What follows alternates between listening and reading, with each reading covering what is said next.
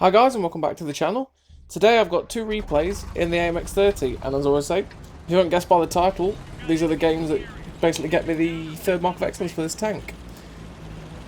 Now this tank is a tank that I don't particularly get on well with all that often. The gun annoys me a wee bit, kind of like lets you down a fair while. Well, it does let you down. There's so many times when you think you should hit a shell with this and it's got .33 accuracy and it just misses, and you sit there going, well, why? Don't get me wrong, the shell velocity buff that it got definitely makes it feel better.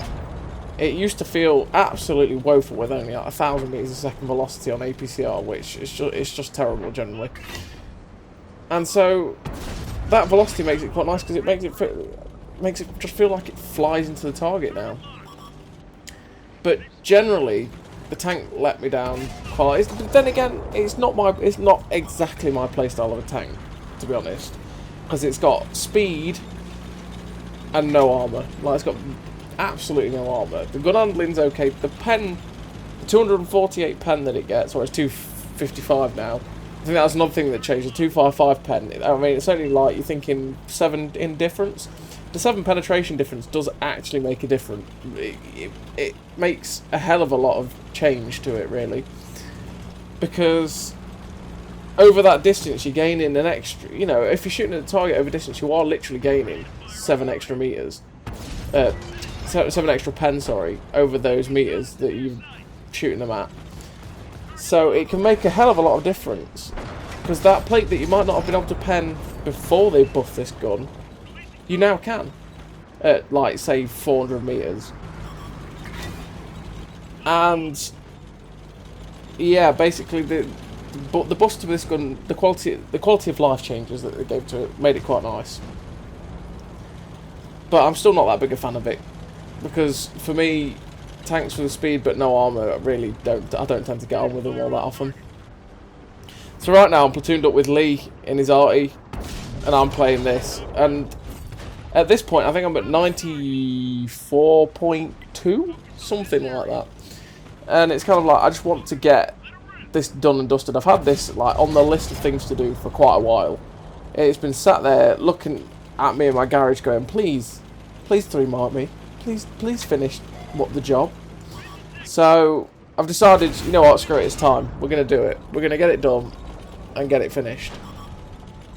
So right now, we're just sort of looking for where we can put shots in on steps, and this Valor needs to get gone, so we get rid of him, and we've got a Gorilla and another medium over here which are looking very tempting to go shoot.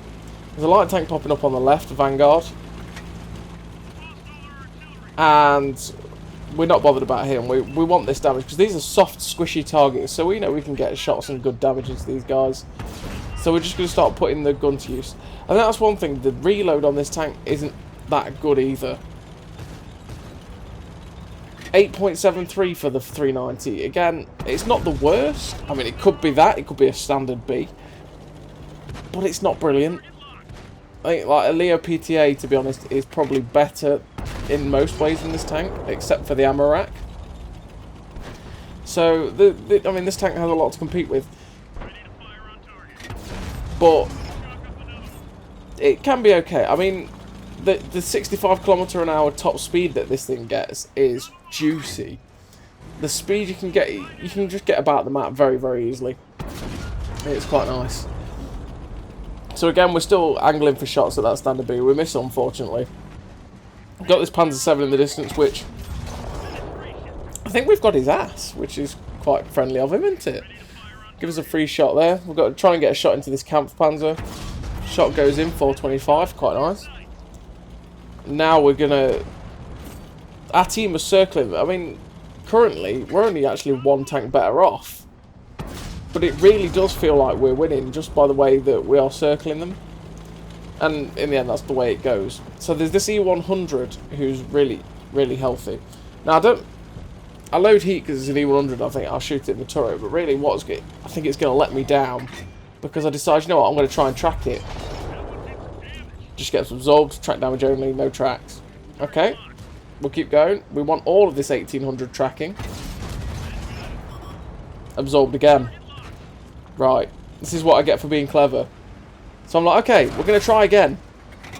We get it this time. We pan and track it, but he repairs. So it's like, okay, you know what? We're just going to go for the penetrations here. Get that on 4.14. He misses, so we know we can just pull up alongside him. It's risky. There we go. Yeah, we actually aim straight through the turret with the heat. 4.5k damage. 338 assistance. These games that I get this marking aren't all that special, to be honest. And we go up to 94.84.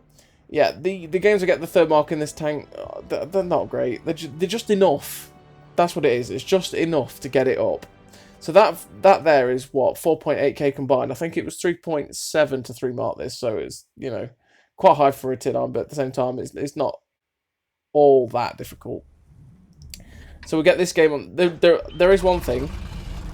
We had a game before this on, what was the map?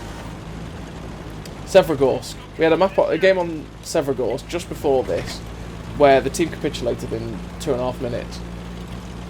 But in that 2.5 minutes, we put ourselves on that annoying little shell from the heavy tank corner, and we managed to get ourselves basically into a position where we could farm enough damage before we went down. So we managed to get about 3.7k damage in about, I think it was 500 assists or something like that. So it actually moved us up to like 94.94.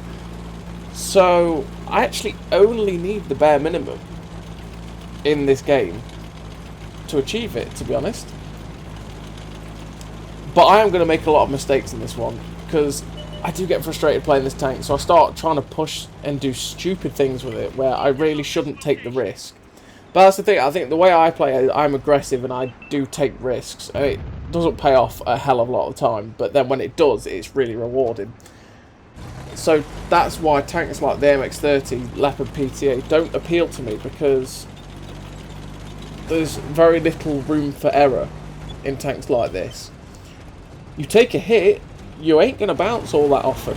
You're not going to... There's not much durability to it. So you do suffer from that. So right now we've got this Conqueror who clearly snaps me on the move, obviously, because why not? We get a shot into him for 409, another Conqueror across him. We're still reloading, so we don't want to take a hit from him, but we're going to see if we can get a shot into this AMX. We missed because bad aim.